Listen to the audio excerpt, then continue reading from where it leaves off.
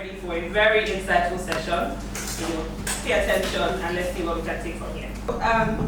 I know that the music industry is very male dominated, and there's a lot of just men just doing a lot of things. But we see that the music industry has evolved over time.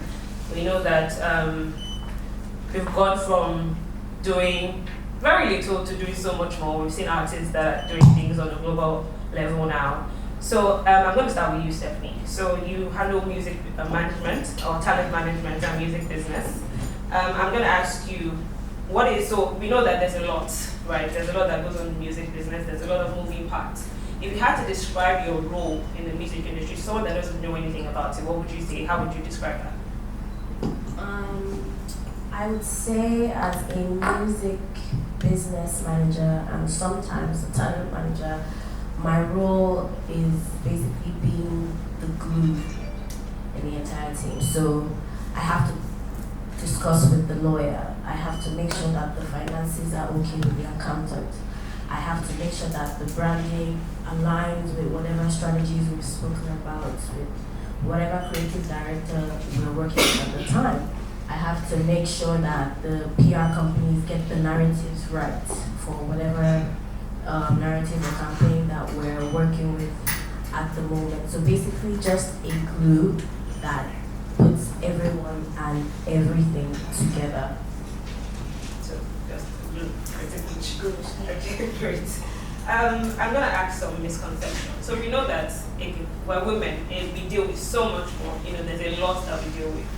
What would you say are some certain misconceptions that women, go through in the music industry? What are things, the challenges that women go through in the music industry? What can you say about that? I'm sure that we can all say lots about that, but we'll start with. Personally, I want to say, like Shola rightly said, we've evolved. There's no team right now that an artist or whoever that does not want to be a woman on their team. But when I started, and even up until now, these things still happen, but it's just better. But when I started, I had to always reintroduce myself to the same person or people every time. So I can see someone right now at an event and say, oh, hi, my name is Steph. I work with Osage, I work with the Zone Agency, and we handle this, that, and that. And this is what I'd like you to do for us. Sometimes they'll say, call your boss Osage, I don't know who you are. Sometimes they'll answer me. But when it's time to follow up, I have to say, hi, my name is Steph, we met at so, and I work with this person, and I'm following up on this. For me, that was very daunting. I did what I was supposed to do. I did not to the best of my ability, but especially men, to be honest, I would go and I'll be like, hi, my name, and I would always have to introduce myself. You have to work twice as hard as the men. Like a male talent manager, some people would say, oh, he has the strength. At the time, they'll say, oh, he can stay out late. How will a woman stay out late for industry nights or follow me to an event and make sure that, oh, I perform and all of that? Women were seen as weak, but I'm glad that right now, women are seen as strong, strategic. Our emotions were one of the things that men used to say, she's too emotional because I cannot work with her.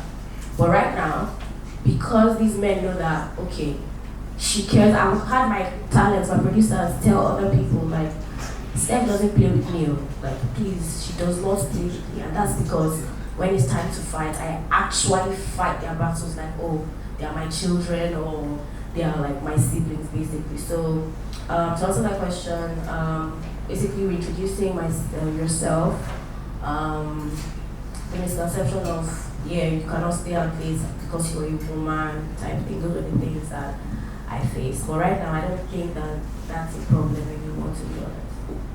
Thank you very much for that. Tammy, do you have anything to add? Yes, please.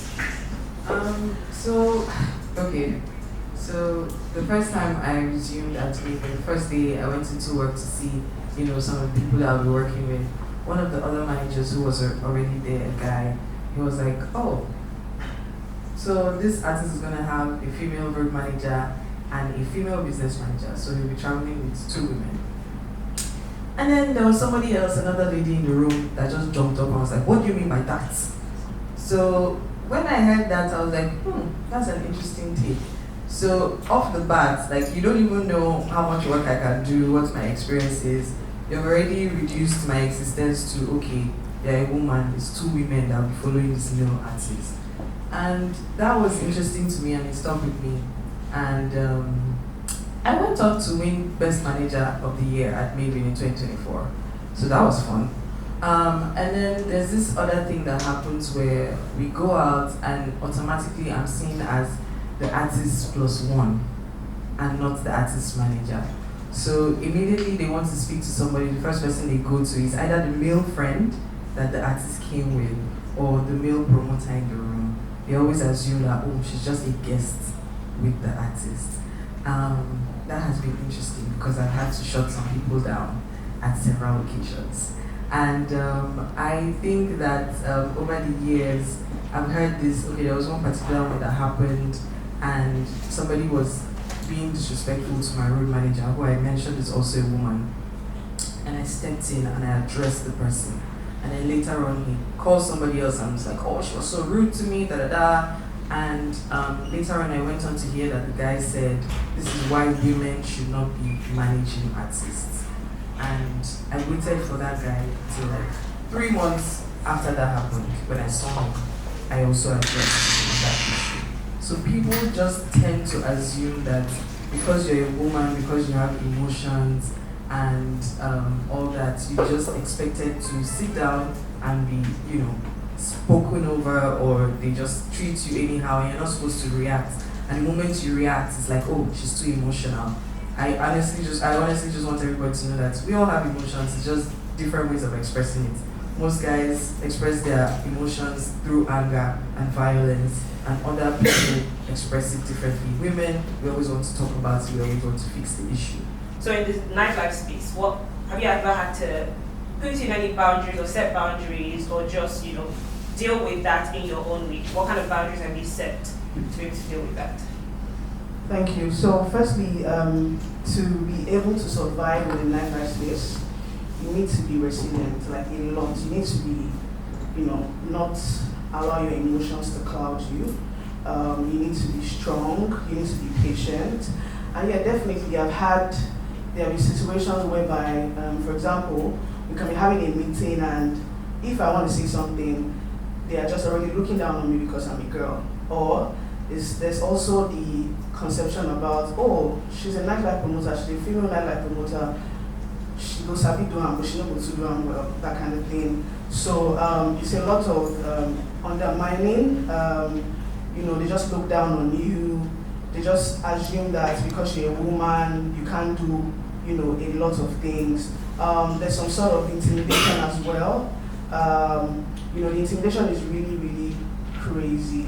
And there's also on, advances, just annoying advances. People just pass advances to you. People just make advances to you. They just assume that because you're doing events, because you're doing nightlife, for lack of better words, I don't want to say hook up, but that's like that's like the conception they have about you. You're doing hook up. Why is this person always going out late? How do you, manage your routine? So they just assume that, you can't do it as much as, they do it. But thankfully and thankful to God, I've been able to prove them wrong, to say, what, I'm a woman, I can still do my thing, regardless of wherever I'm put, regardless of what kind of event that I'm trying to organize, I can still do my thing. So yeah, thank you.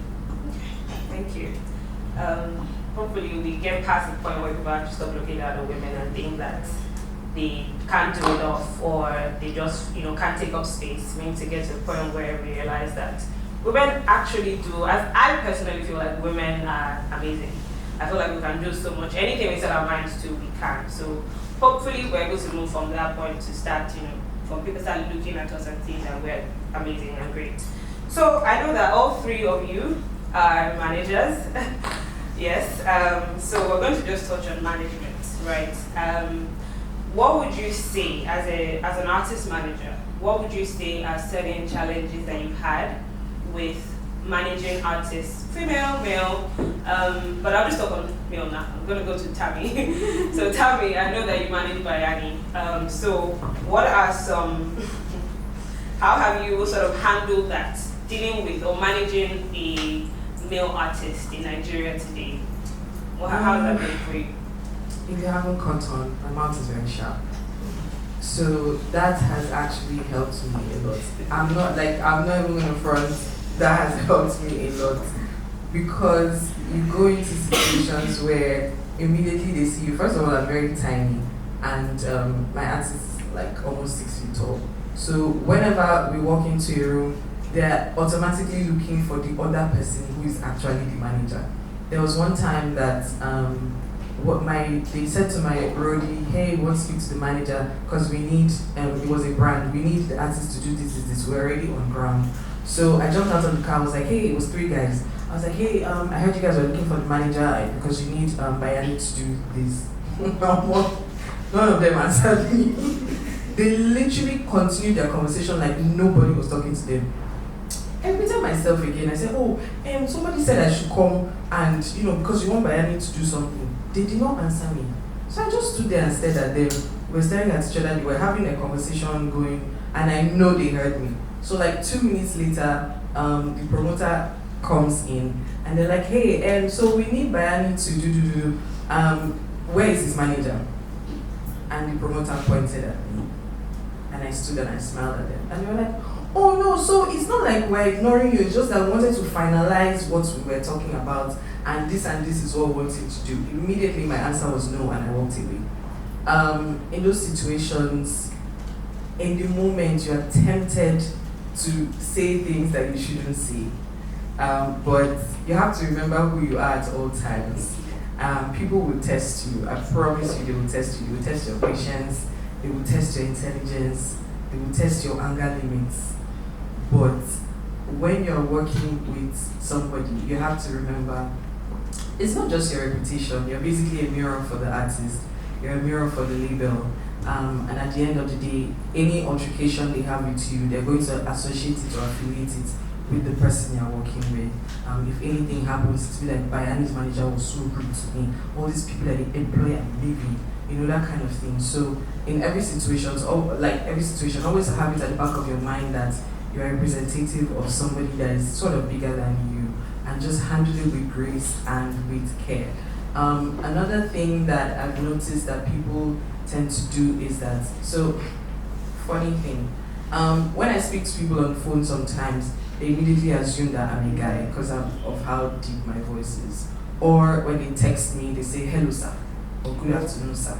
So I don't correct them, I don't. I just continue the conversation, and then when they physically see me, so now woman that they follow talk this whole time. I'm like, yeah, it's fine, it's okay, let's just continue the work that we're doing. Because at the end of the day, the conversation would not have gone any differently if you realize that it was a woman. It's still a negotiation that we're going to have. I'm still going to demand for the same set of things. Sometimes they call me on the phone, and when they even realize that I'm a woman, they try to, hello dear, what do you think dear? Let's not do it like this now. You said you'll be woman, think calm. No, it's work. There is no dare involved. I've had to check the number of people a couple of times because of that. Don't dare me, because if he's a guy, you're not going to dare him. You're not going to talk to him. Whenever they meet me, they want to hug you and hold your waist in an inappropriate way. No, if you were a guy, you would say how far, you give him a handshake and you move on. So let's maintain that as we go forward. So you honestly have to set a lot of boundaries when you're working with a male artist, because there are so many assumptions that I can't even mention now. Sometimes they even they don't want to put you guys in a room that's closed. Like it's just weird things that you encounter. But at the end of the day, promise me, just keep your cool. Remember when you're there. Remember who you are, and don't get crazy on anything. I mean, it's just very relatable. But I would like to give a perspective of the client-manager relationship, because I think Tammy just shine some light on basically the clients and manager relationship. I handle business management for Simi, and working with Simi has given me a totally different perspective in terms of talent management and business management. For a decade, I only used to manage male producers. Not because that's what I was looking for. That's just my destiny, apparently. But in the beginning, not even in the beginning, like some of them are very not professional. You can see a client saying, "Hi, baby." Your client can say, "It's okay, dear." Your client expects, and this is my experience, clients expect you to be his mommy. You know, Steph, I'm hungry. You're an adult, you can buy your food. But if you don't buy the food, they will not work. So you have to buy the food. You know, well, you don't have to buy the food, but it's just an easier, Let's just get it done. yeah, you know, let's just get it done. But but working with Simi, it's just a totally different ball game. You know, she's an artist. Yes, they all have their shortcomings. But I had first-hand experience of somebody knowing what she wants, of someone being highly opinionated. If you see me for a show, and in front of her you tell me that I'm stupid, she's gonna leave. But there's been a situation where my producer that year, somebody will talk down on me, and he'll be like, "Forget that one, let's talk business." You know? But that producer was my highest paid client. What was I supposed to do? You know, so in all of that, I say this to say, you have to put your emotions in check when you're dealing with this type of people. Because at the end of the day, it's a business, you have to eat. Not to say that you will not put your foot down on some type of disrespect. You have to, but it can't be all the time because they will frustrate you. Like my producer did not talk to me for 3 months because I told him the right thing. Do you get that? It can be very frustrating because I had partners reaching out to me that, "Oh, Steph, how far now? The deadline has passed." And I'm going to tell this person, he's like, "Don't talk to me. What am I supposed to do, you know?" But put your emotions in check, make sure that the job is being done. Sometimes you have to soothe them and all of that, but all for the greater good. But just make sure that you have a line. Because at the end of the day, I notice that in all the childishness, because they know the value that you bring, you have to stand your ground on some things. They'll when you stand your ground on some things, they're going to be like, "Eh," and then mellow down. But that does not mean that they are not going to come with the same, forgive my language, bullshit. They will. Thank you very much for that. No BS in 2025, please. Let's not deal with any of that this year. We're already dealing with so much, but please, no BS. And let's learn to not don't let anybody speak down on you. Don't let anybody, just treat you anyhow. You know your power, own your power, and just be who you are. Stay true to yourself. Don't let, no BS, pretty much.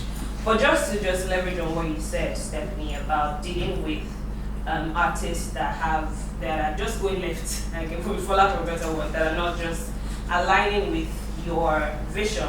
How would you say that? How do you deal with making them see the vision? So we know that the vision that the artist has is one, and then the vision the business reality, something that they have to align with. So how do you manage getting your artists to see, align with you and just, be on the same page with you and dealing with all the wahala? You can only do so much. So this producer, for example, he knew that he had to eat. So it doesn't mean that if you're frustrating me now, you know that, okay, I'm telling you that these beats that you're making now, the deadline to send it in is probably Thursday, and today is Monday. It might frustrate me through Monday, Tuesday, Wednesday, even Thursday, but he's gonna send it even if it's midnight Thursday. So there are two different types of artists. There are artists that are talented and that they do not want to go hungry. that even if the fame or whatever gets into their head, they're gonna do the work.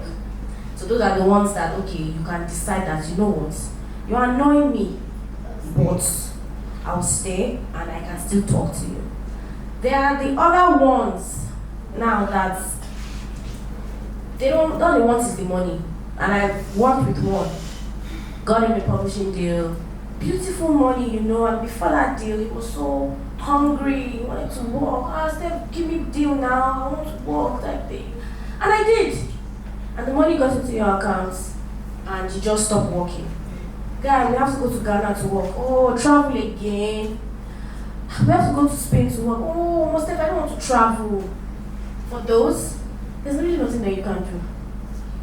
So at the end of the day, I'll just check this in. Before you pick an artist, a producer, a talent, whoever it is that you want to work with, you have to remember that, first of all, everybody is a human being.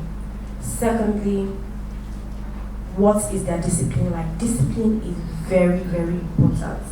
Even I, as a human being, when I'm sat here and I know that, okay, I need to do certain things to make money. Sometimes I just faff. But I can't faff for too long, you know. So that's the grace that you give the ones that, okay, are talented and are ready to work. So you need to check their discipline. You need to check that, okay, aside from talent, what other thing does this person have to offer? You know, so yeah. Okay, so the way it's usually set up, especially if you're working with a talent that's assigned to a label, you're basically the middleman. So the business is asking you, are needing you to do deadlines, because obviously it's a business. They've said, oh, this is the roadmap, this is what we're doing for the year, this is the number of songs we're releasing, these are the collaborations that we want to do. And trust me, whenever we have those plans, we have them along with the artist. But then reality sets in, and then the artist starts to artist. And then you're asking them for things, hey, we need to do this, we need to do that, and there's just no response coming. So from this side, they're telling you have deadlines. On this side, it's like, deadlines don't exist. And me being in the middle, sometimes I was just like, oh my God, I'm just a girl. And then I stopped responding to people. But like she said, the work has to be done. So what I do in those situations is that I speak to the artists and I say to them, if this doesn't happen, this doesn't happen. This is a target that we've set to ourselves. Let's say we're trying to, at the end of the first quarter, we're trying to make, let's say, 30 million naira. If you don't release the song, if you don't respond to my messages, if you don't do this, if you don't do that, we're not going to be able to release the song in time for you to get shows that will hit that 30 million naira mark. So when you present reality to them, and reality always has to connect to their bank account. If it doesn't connect to the bank account, you're not making sense. Nothing makes sense in that moment. So you have to tell them that this thing is going to directly affect the money that you're going to make. And then a lot of times, they now sit up. On the other hand, I like people to learn that actions have consequences. Inactions also have consequences. So I leave you to your vices sometimes. And then when you now enter gutter, and you now call me, I will bring hosts and I'll wash you, and then we'll continue to work. So it's honestly that simple. Because sometimes you will talk and talk and talk and talk, and it's like, is this person not hearing what I'm saying? But at the end of the day, most creatives like to work at their own time, at their own pace, and like, oh, let's just do it this way and see what will happen. But yeah, now let's do it that way and let us see what will happen. By the time somebody at the top management starts blasting your phone and saying, what the hell did you post? What does that even mean? That is when you know that, I don't measure. Then you'll now be like, tell me that thing you said, be like, say. And I'm not mad at that. I love, and I told you so moments. I love it so much. Alami, do you have anything to chip in that concerns that? Yeah, I'm privileged to work with a producer that is intentional. He knows what he wants. All he just does is, just bring his ideas to me, and we find a way to execute them, and that makes it easy for me to work as a manager. But like on the other hand, like Tammy and Stephanie have said, when it comes to deadlines, it's very, very tasking. At the beginning of the year, yeah, there's always a roadmap, there's always plans, all of that. In fact, sometimes I just, call my police and say, how far I'm coming to your house, let's talk about our goals and plans for the year.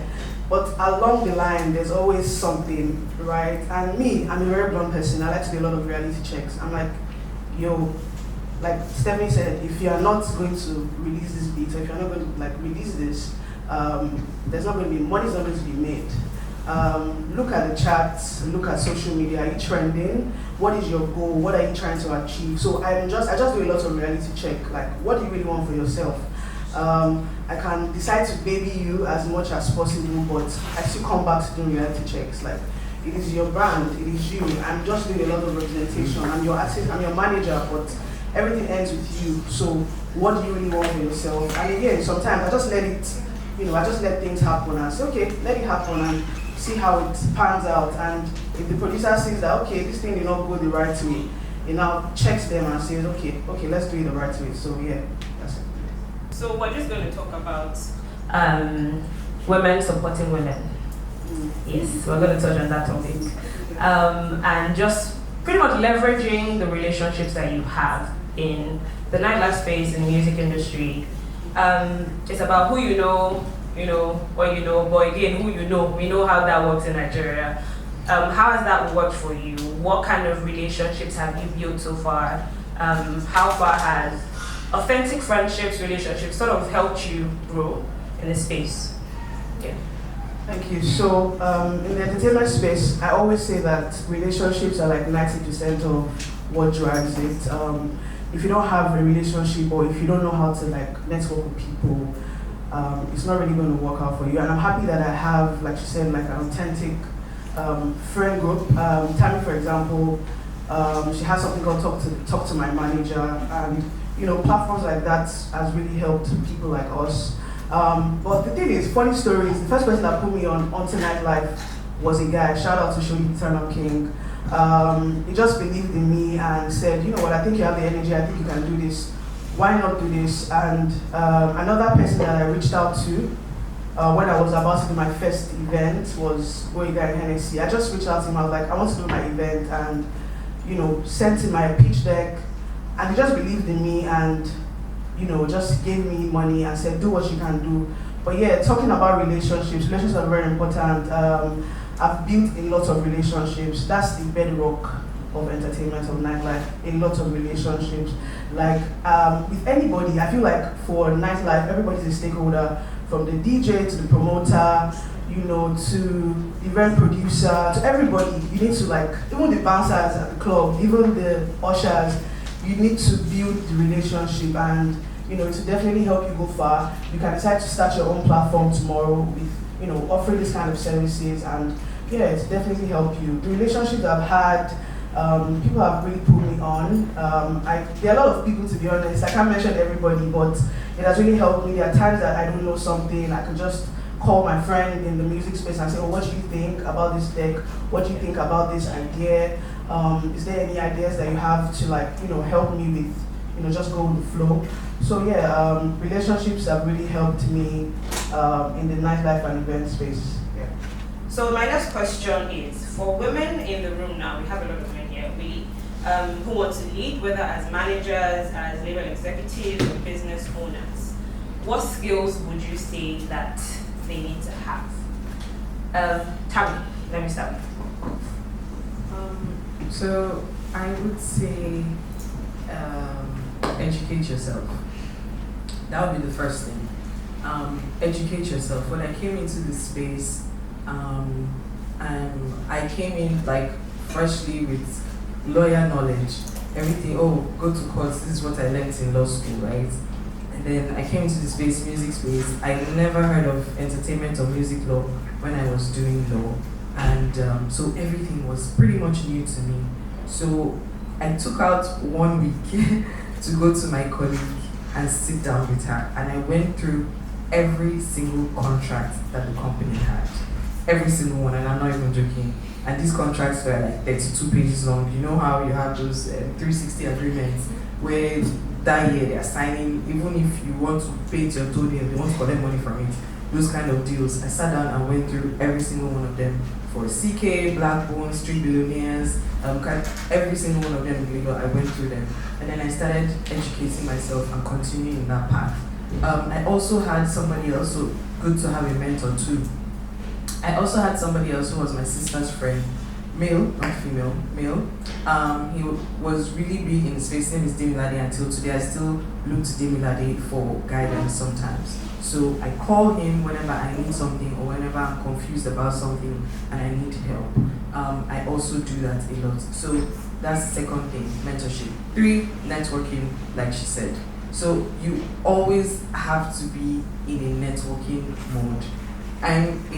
I'm an introvert for the large part, so it is very, very tough on my end to just walk into a room and start opening my mouth, shining teeth and yapping away. But I've realized that it's a necessary skill to have. You have to be able to go to people and create your elevator pitch. That's what I call it. Hi, my name is this is who I work with, and whatever offer, whatever ask you have. Just 3 quick lines. And I've used that a lot of times, and it has pretty much gotten me a lot of things that I want. The other day, I was like, shit, how do I step up to this woman now? So I saw Bona's mom, and I was just like, how do I do it now? Because everybody just has this perception that, Bona's mom is very strict, blah, blah, blah. So I was just like, let's just do it. Anyway, what could possibly happen? I went up there, and I said my 3 lines to her. She was so nice to me. I brought my artist, we took a picture, we did videos, and she was just very welcoming. So I've learned that, the energy you meet people with is the energy they receive you with. So always be ready to network. 4, communication. Very, very important. Simply because as a woman, you're easily misunderstood and misconstrued. Everything you say most times comes off as overly emotional. So you always need to know how to articulate yourself in certain situations, especially when there's conflict. So you have to know when to respond and how to respond. A lot of times, the way I handle that is, if something is happening, I'm not comfortable with the situation, and I know that my anger issues are not the greatest. Once it's rising to my chest like this and I want to explode, I step out, or I excuse myself from the conversation, and I wait till I've calmed down and I can articulate myself properly. Or, whatever I'm thinking in the moment, I write it down.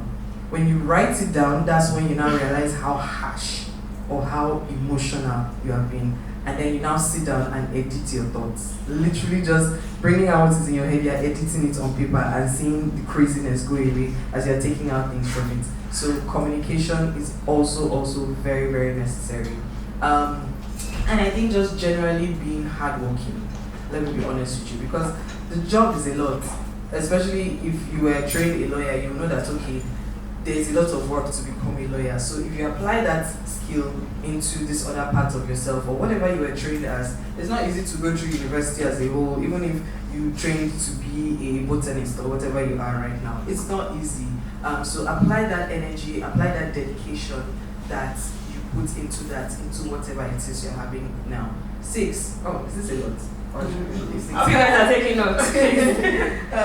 6, or your organizational skills have to be amazing. So basically, every Sunday, what I do is I think of what I have to do for the week and I write my to-do list. So even if my whole week is not completed, at least I complete Monday and Tuesday, so that I know that, okay, I need to, as little as call the artist and remind him to make this drop video.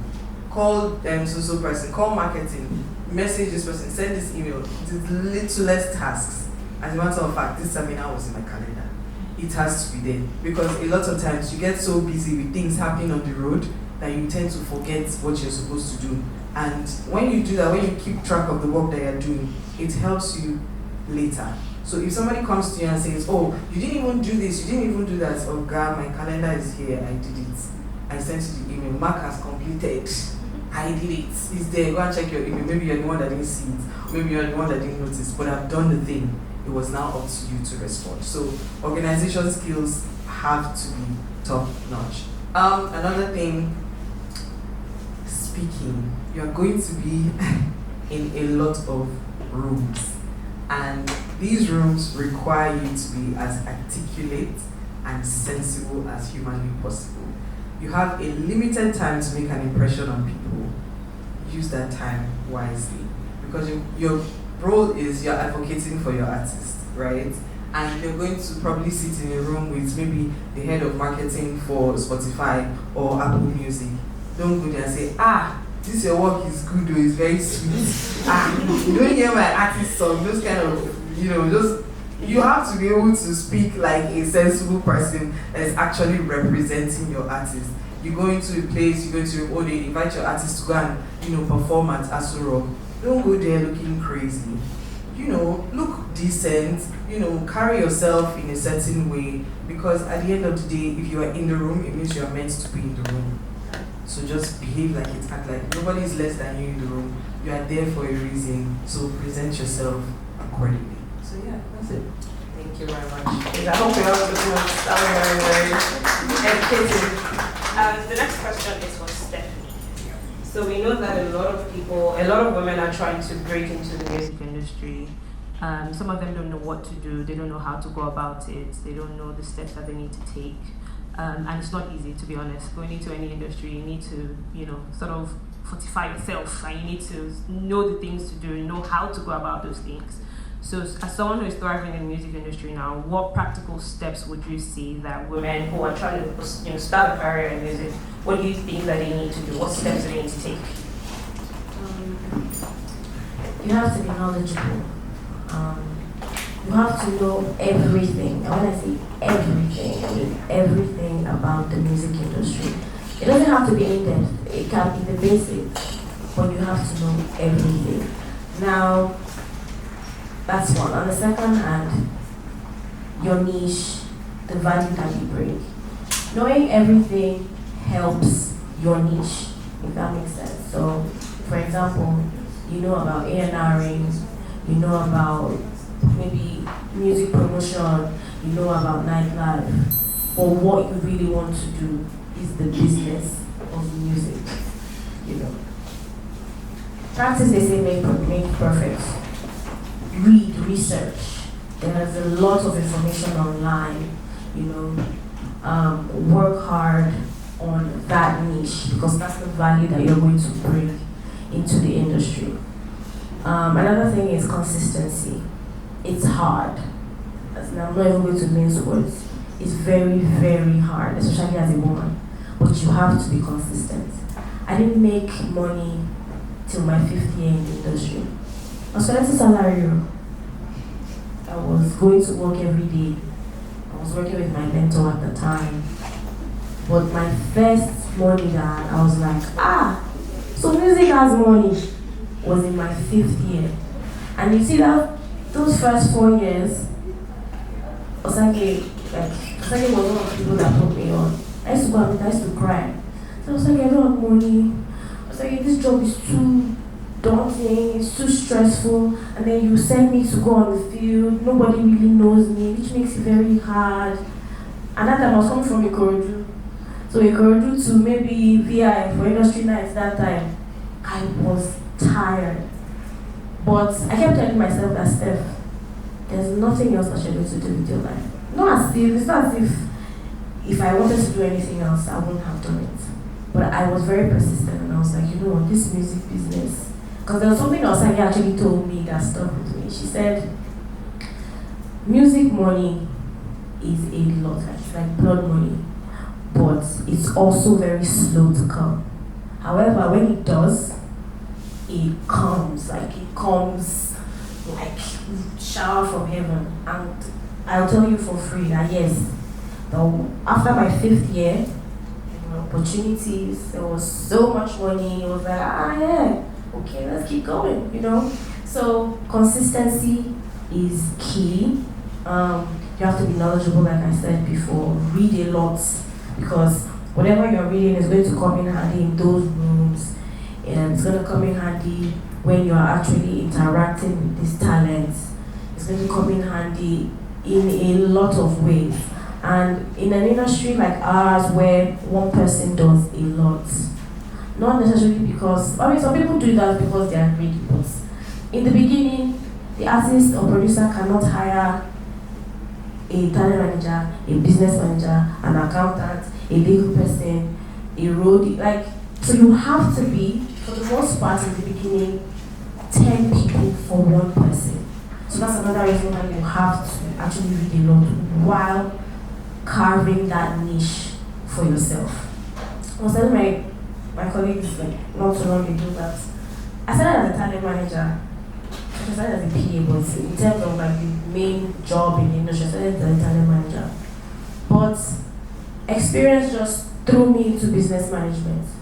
A big deal, the producer I was managing at the time was one of he and CK were the major creators for the song Love Quantity. So after COVID, the Love Quantity took off. And there were just deals left, right, and center.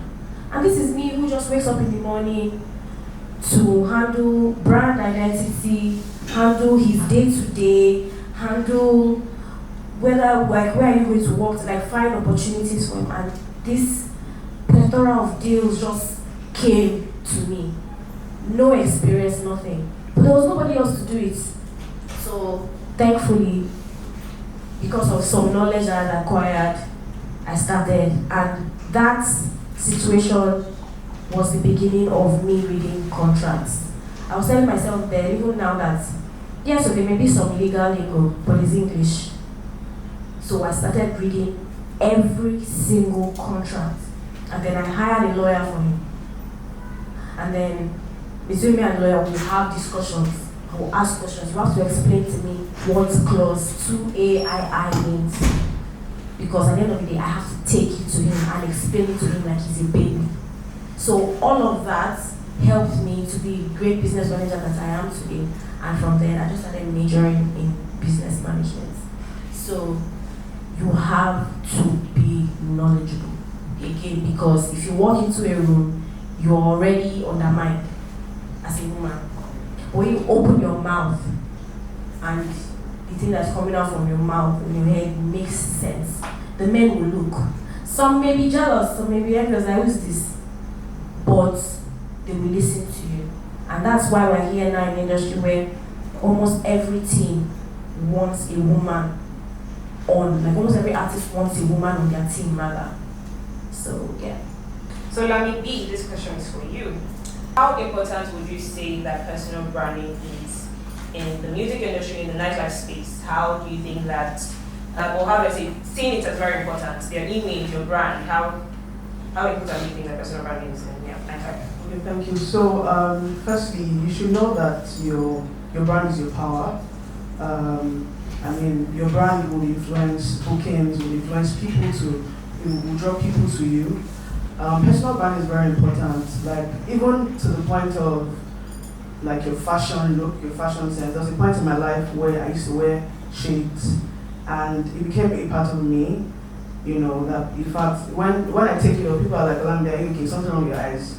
You know, people already got used to that. Even for events, even to like your flyers, your marketing visuals, you can look a certain way. You have to brand yourself, you know, to a large extent. Personal branding can also cover, you know, being in a room and being assertive. Like, you have to be assertive. That's part of personal branding. Like, you need to be as assertive. Like they said, you're a woman, so you have to prove twice as much.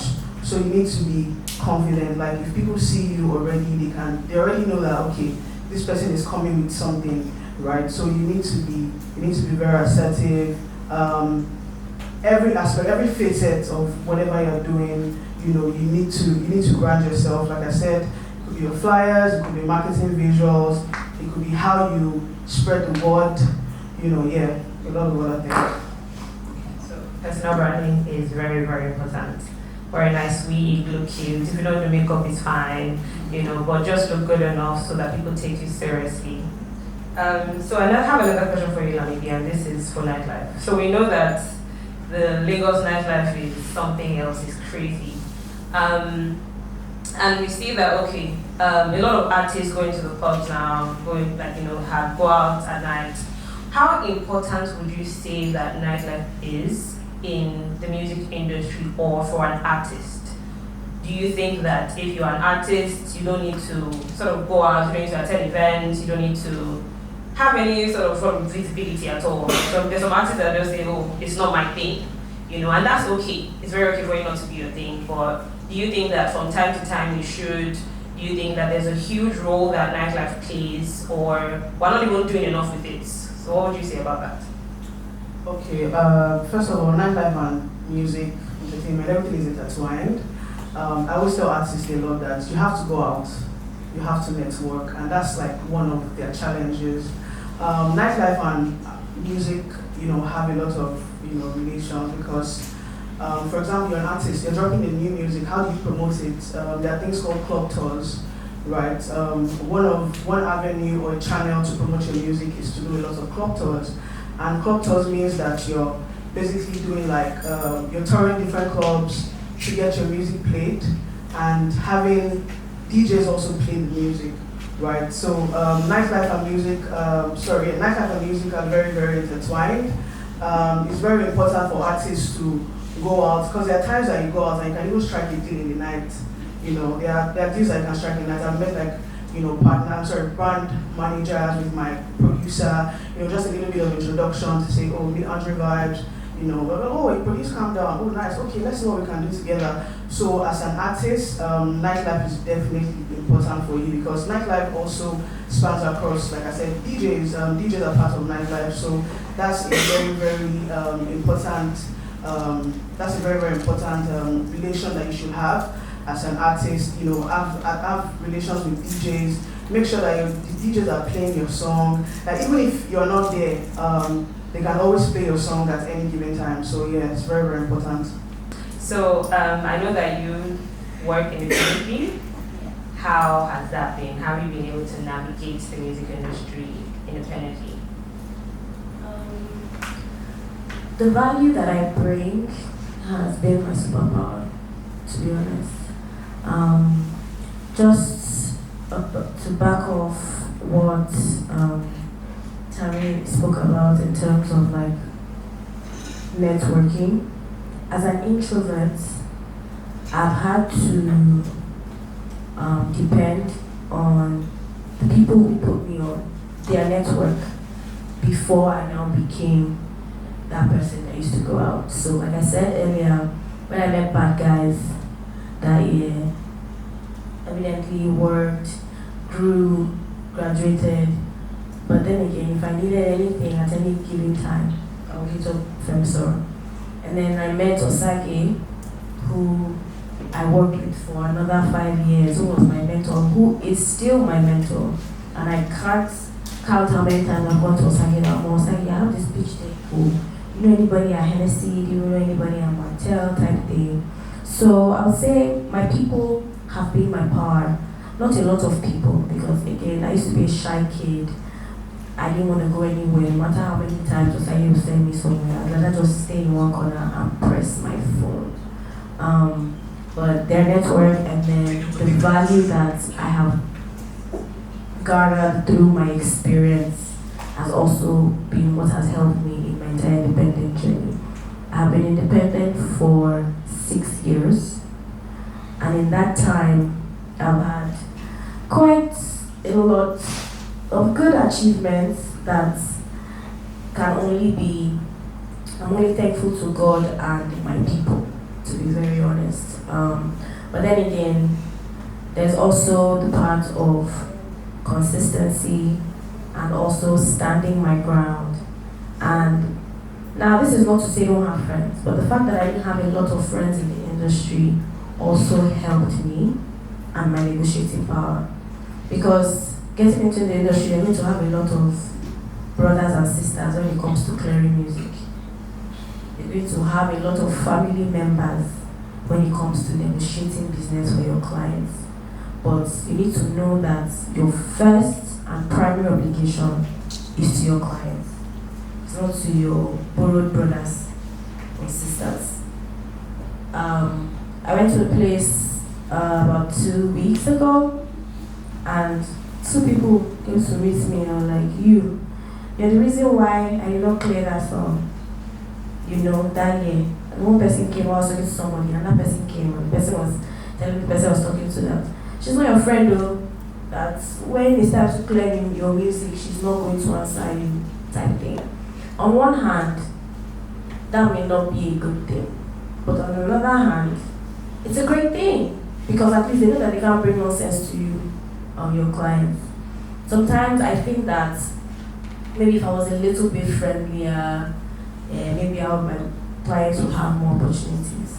But between you and I, girls, I'm okay that I'm not friendly because the opportunities that come from my clients are great opportunities. I'm not hungry. I look good, don't I? You know? So, Definitely do. you need to remember that your primary obligation is to your clients. Make sure you have value to give, because if you do not have that value, you won't have clients and you will not have colleagues, to be honest. You can't just be a rigid, stuck-up person that has nothing to offer. You die broke. So, yeah, those are the things that, as a woman especially, you need to start your brand, because a lot of people are just come and ask, like, see, why are you safe? What do you have? Sometimes I've had people who have refused to move on with the clearance for the music. You're lost, I guess, but I'm not going to turn back. I'm not going to go against my principles. Principles is another thing that's going to help, because again, there's a thin line between being friendly and being friendly. Now, I say that to say, you may say, oh, okay, this guy has come, he has pacified me, okay, let me just take 20% less than what my client deserves. But when is your turn? They will not do it. They won't do it. Like, cock and bull story will come. Also, if you're not unable to stand your ground, disrespect may come in. Disrespect will highly come in. Because from my brother, it's going to turn, from my sister, it's going to turn to my baby. It's going to turn to now. It happens. You get what I mean? So you need to stand your ground in every ramification, especially as a woman. My guy works better for men than for women, to be honest. So, yeah. Thank you very much for that, Stephanie. No, so I'm just going to touch on the legal side of things. So tell me. Yes, you can keep the mic. So we know that there's a lot, that artists deal with. We've seen how a lot of artists are signing, contracts that they know nothing about. They don't fully understand the terms of the contract. Then, they're coming to cry, oh, this happened, and they're just on the losing side of things. They're just not winning in any way. So, and then women also have to deal with that. It's women, it's men, but as a woman, there's a lot more you have to deal with, as we all know. So, what things would you say that we need to put in legally to be able to secure ourselves? As a woman, what would you say you need to what would you look out for in a contract if you had an artist? Say now you do have an artist, what things would you put in, what steps would you put legally to secure yourself? So generally, a lot of artists enter into contractual, relationships without understanding that they're getting into a business venture. For the label, it's 100% business. Emotions are out the window. So they're going to give you the craziest contract possible for them to make back the money that they're going to put into you. Now, you, on your end, your responsibility is your responsibility to make sure that that contract is favorable to you and fair to the label. Favorable and fair being two different things. Favorable to you, meaning that you will still be able to see the fruits of your label, and fair to the label in the sense that they will still be able to make back their money that they're putting into you without you being ripped off. Do you understand what I mean? Yeah, so in my space, a lot of times I've seen where some contracts have come in, and I know that these are contracts that are usually standard that they give to people, and I've had the opportunity to look through some contracts for some female artists, and some things I look out for is money management. So who is going to be managing the money?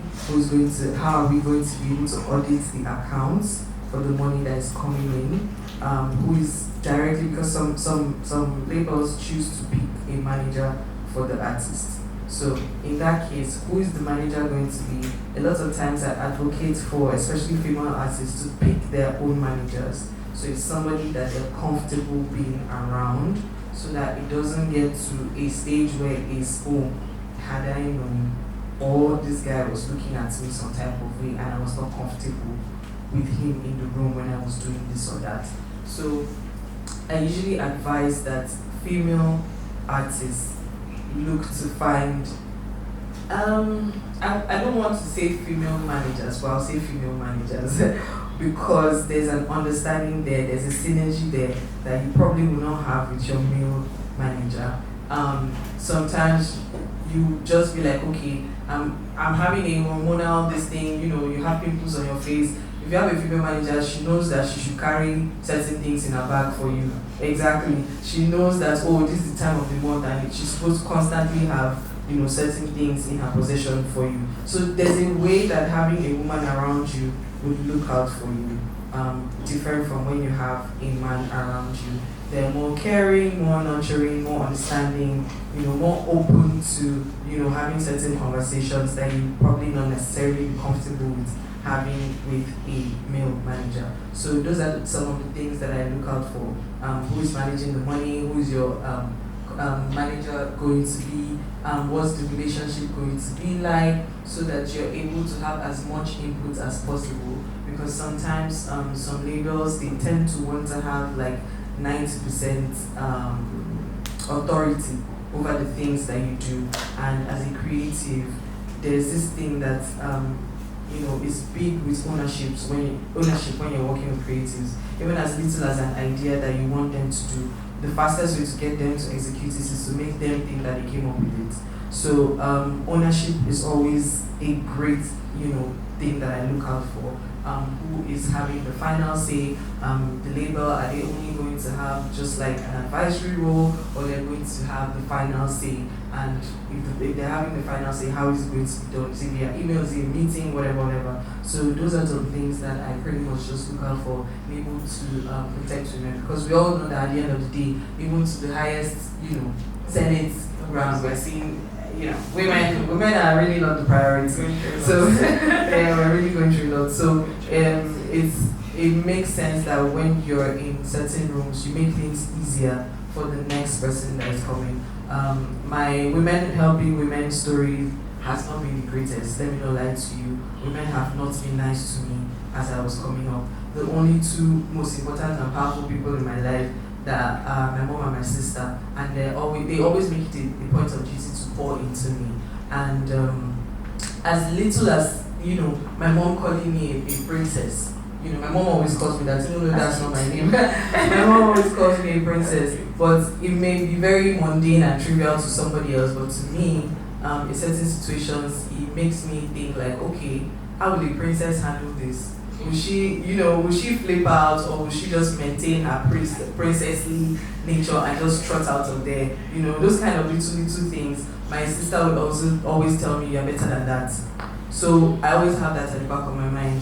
When somebody is trying to have a moment with me, I say to myself, I'm better than this rubbish. Yeah, like it makes me remember that I'm loved at home. So I can always walk out of this situation. So those kind of little things, despite the crazy experiences I've had with women around me in different spaces. One of them was so bent on therapizing me and made me sit through hours of therapy sessions with her because she felt like I was just too aggressive for her, I mean, the apology came later, but I didn't care for it. But basically, just, always watch out for the next woman around you and make them feel comfortable wherever you are. Are there any red flags that you think that women should look out for in contracts? Or because we see a lot of artists make a lot of mistakes, so what kind of red flags do we need to look out for to be able to see success? I think in this instance, I'll say red flags are gender neutral. And the same thing that you'll probably put in a contract for a guy is the same thing that they'll put in a contract for a woman, which is quite interesting to me. But yes, so Because I just feel like more attention, care should be given to women. Let me explain that, right? That's valid. When you have a male artist, and let's say you guys want to go for a show, the highest thing you worry about is the t-shirt and trouser and shoe that he's going to wear. And you'll be like, oh, I hope you have cut your hair, or how are you looking? The hair is fresh, I mean, let's head out. When you're working with a female artist, guy, where's the stylist? Who is the stylist? Does she even like the stylist? Let's even start there. The makeup person, the foundation you're bringing, Irinji, remove this foundation from her face. The hair person, why is this wig stiff? Why is it like this? You bring the person out, do the nails. Oh, you have filed her hand, you have cut her. You have done mistake. Oh, the shoe. You know, like there are different layers to it. Even the people that she likes to have around her, she would like to have her 8 girlies with her. Yes, because the girlies will make her feel comfortable when she's going out. You now have to hire another Prado for the girlies to enter into, so that she will get there, she will feel like she has a posse with her and she's comfortable and she will have a great time. Meanwhile, guys, 2 guys can just walk into a place and they will make noise and shut down the whole place. So it's so different. It's so different handling a female artist and handling a female artist. And a lot of contracts don't take into that, like when they're drafting it, they'll just be like, okay, the advance is going to be $50,000. So you need to. So you now need to take into consideration, okay, this $50,000, maybe 20K, we use it for hair for the next 6 months, 10K for nails. Meanwhile, the guy, you can use 3K for hair as opposed to the lady. So some of those things taken into consideration when they give you a budget, you have to look at it and go through it critically and be like, hey, so we should probably do this and do that. And you know, a man can stay in one crazy hotel, but the woman will be like, no, I can't stay in that hotel. It has to be a 5-star hotel. You know, all those things have to come into play when you are dealing with women. So yeah, it's very important. Okay. Thank you very much. That was a lot. So we've heard Lambi speak, we've heard Tammy speak, we've heard Stephanie speak. In what ways would you say that women can take up space in the music industry? And you know, what ways would you advise as someone who has worked with men or who is working with men, who's working with women? You know the strengths of men and women. You see how they come into play in the work, the business, all of that. Even as artists, you know, we have a lot more male artists now, and we're seeing female artists who are doing really well. We see Thames, Sierra Star, you know, they're doing amazing, globally especially. So how would you say, from a business perspective, from an artist perspective, and even those who just want to start careers like as entrepreneurs in business, how would you say that women can take up space? What would you advise? I think space is available for everyone in the first place. I personally, I don't see men or women. I always try to look out for people who are ready to do the job. Like it's not a man thing, it's not a woman thing. I feel like personally, I don't feel like women who want to do the job do it better. And that's how I always say it. Like men always men are privileged. We always get the roles, we always be in rooms, we always be there. We always be considered first, most times before the women, because for whatever reason, men are thinking, oh, she's disadvantaged because she can't be out at night, or I can't just call her and have her come to a certain place because there are going to be 20 men there and she's going to be the only woman. Men always just give excuses for why they can't put a woman in the room. But I personally chose to not see gender and opt for anybody who's down to work. Like, so, that is very easy for me to answer. Like, there's space for everybody. Like, I don't see women, I don't see men. Just be able to bring value. I think that's what I picked from Stephanie as well, what she said. It's very important to bring value. A lot of times, women also shut themselves down because they think, oh, I most likely won't get the chance, or I won't be called into this space, or I won't be called into this room because I'm a woman. So they don't even push for it. They don't even they don't get in spaces that put them in the rooms that they want to be in because they already think that they won't get the chance. So I feel like women need to push for it as well, knowing that they're disadvantaged to these roles, these things, these opportunities. I feel like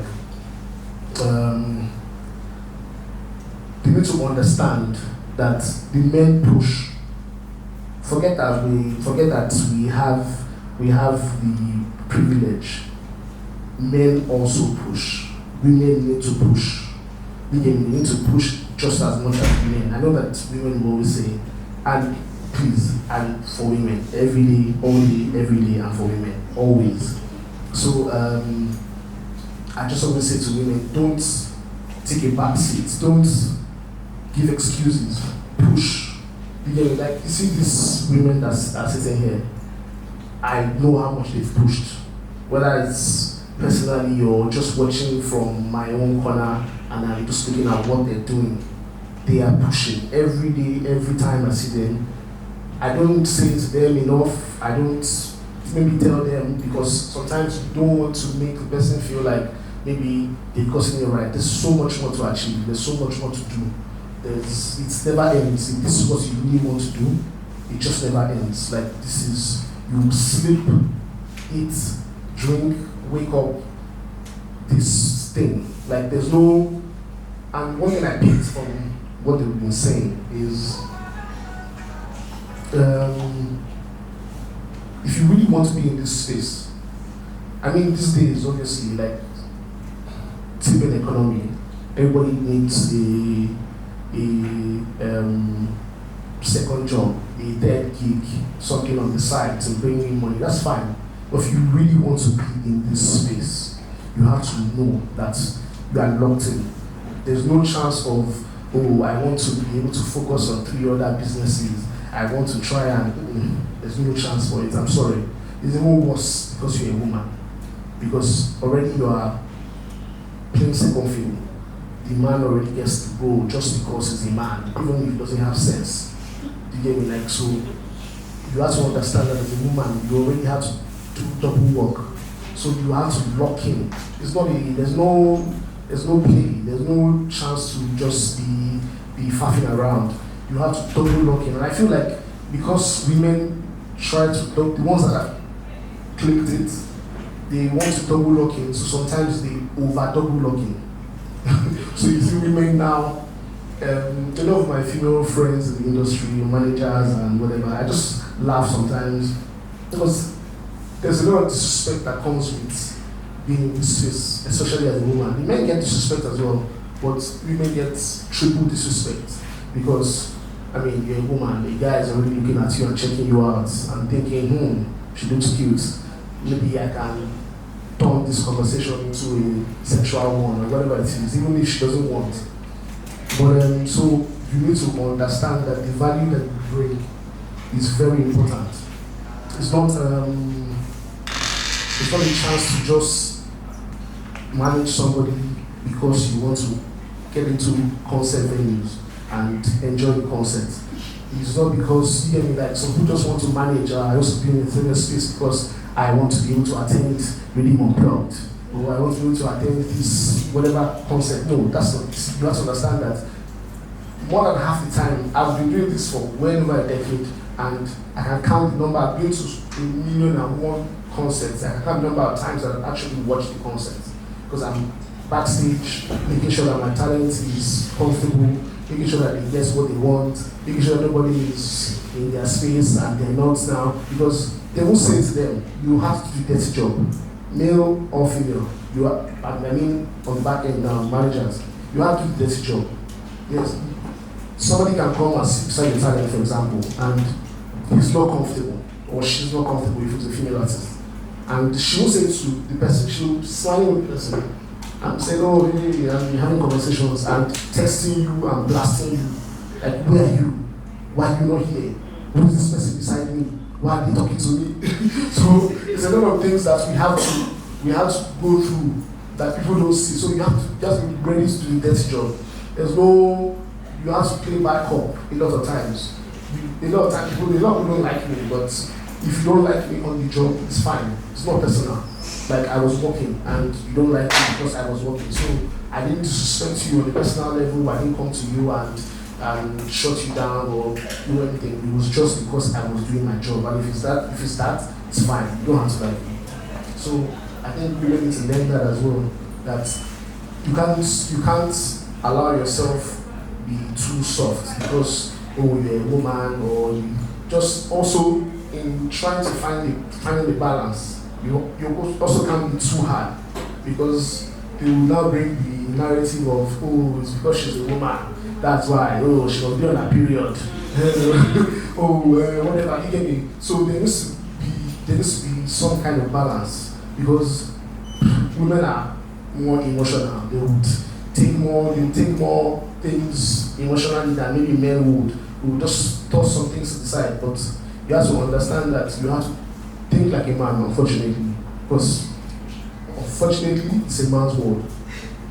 But we're trying to change the narrative, and that's why we're here having these conversations to give women the chance, put them in rooms where they need to be. Because I feel like always women do it better.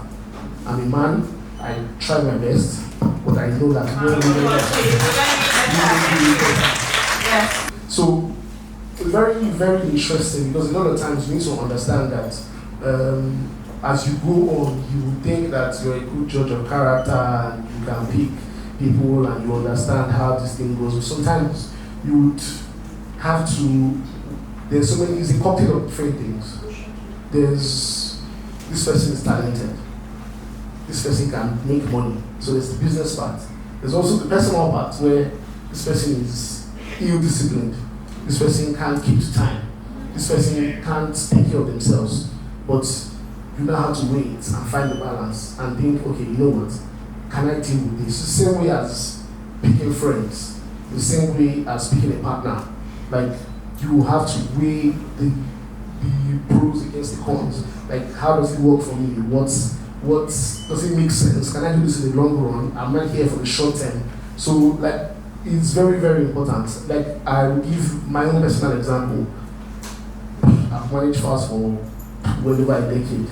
Fowls is one of the most disciplined artists that you can find around. Like, if we go to a show, go anywhere, or anything's happening, and I tell Fowls today, tomorrow, 4 p.m., we have to be at this place. 100%, and I've done it to so many people before. If I tell him 4 p.m. tomorrow, and I will tell them, tomorrow, just be with me. 3:30 on the day, he will call me and be like, is that thing still for? 3:50, he will call me and say, I'm ready, or I'm here. If I say be there at 4, or if I say get ready at 4, there's no chance of him not being ready at 4. There's people that at 4 is when they are just going to sleep. They just want to take a nap at 4. When you told them 4 o'clock, so Fowls would be ready 100%. If we're in any city in the world and you tell him performance time is, or call time to leave the hotel is 10 p.m., there's no chance of you calling him and saying, how far? And he's not ready. In fact, sometimes I'm one that is late, which is obviously not, I'm putting myself on blast. So that's somebody who's easy to work with. That's somebody who you will not things. I mean, again, he has his shortcomings. He's a human being, so there'll be parts where you don't really like, or you go back and forth a few times, whatever. But generally, they're just things that you know that with this person, with this talent, I can deal with these things, because those things are also important to help the relationship between you and your talent. There's so many things that you can achieve once you just know that, okay. And that starts with working hard, Hard work is very, very important. Be very intentional about the things that you're doing, the space that you're going in. There's a lot. As human beings, we have to deal with a lot. Yes. Can I come in? Yes. Hard work is important, but also smart work. Yes. Because a lot of times, what is like hard work, yes. What do you want to do? Run, go up and down. But what are you doing with, like, do you know how to actually compose a proper email? Do you know how to communicate with that email? Are you articulate enough? You get me? Are you able to sit in rooms and have conversations sit with your client, for example? Like, getting the trust of your clients is very important. I think that's another thing I should touch on, because that's how you are able to also build yourself. Because once they trust you, they bring everything to you. They tell everything that comes through. If I was only having a conversation about anything, he will pass it to me. Speak to Femsoro, because he knows and he trusts that I will have his back, that I'm there to make sure that he's looked out for. So I think it's also very important to not just work hard, but work smart. Make sure that you are on top of every single thing. Everything. Like, let it be the tiniest details. Your talent doesn't like to eat cold rice. Never allow your talent get cold rice. So that there's no chance of him telling you, but you know I don't like cold rice.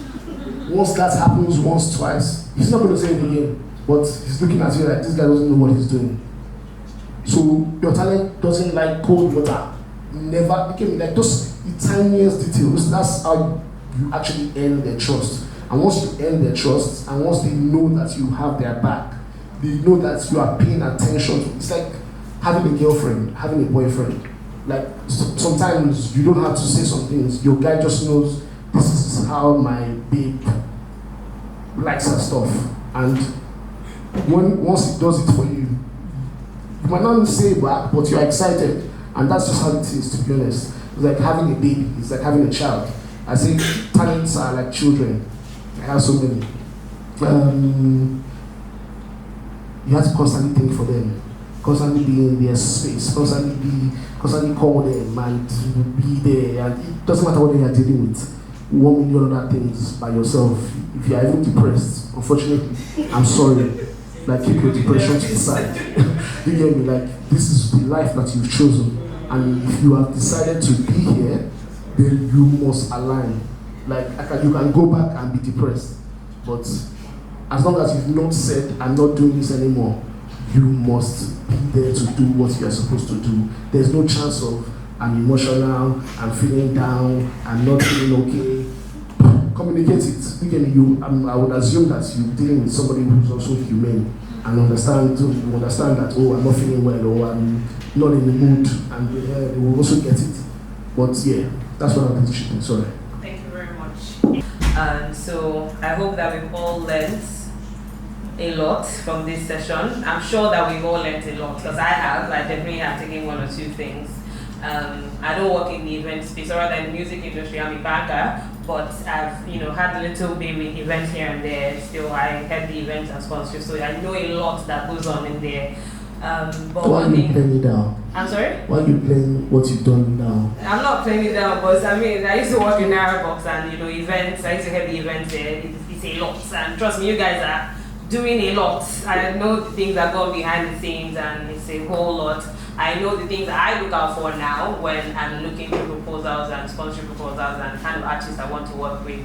If I want to sign an ambassador for my bank or something, I know what I'm looking out for. So trust me, it's just create value as an artist, as behind the scenes, wherever you're doing or whatever you're doing, just create value. Trust me, it's amazing. Thank you, everyone. Can I add something? Yes. Please, I feel like from the event space, if you're trying to be like an events manager, if you're trying to go into nightlife, you need a lot of people skill. You need to sharpen your people skills a lot, because you're interfacing with different kinds of people, right? And people can frustrate you. You need a lot of strength and patience, but you need to like sharpen your people skills, and also you need to collaborate. Don't shy away from collaborations. Collaboration is the new oil, like they said. So, I mean, with anybody, if you feel like both of you are on the same path, you guys can do a project together. Please collaborate with people.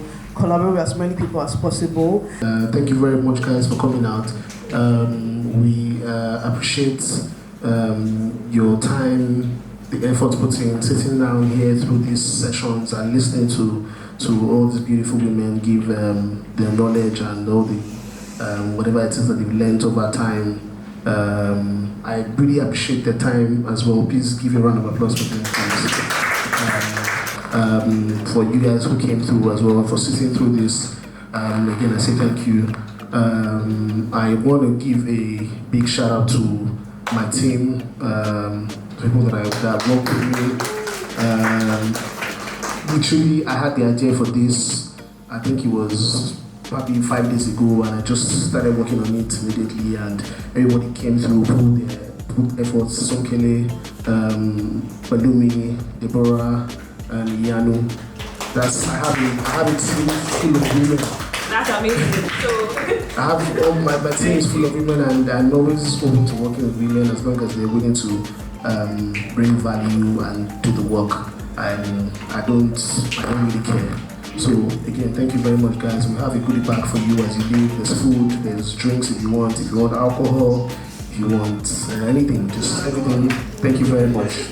thank you, ladies. Happy International Women's Day.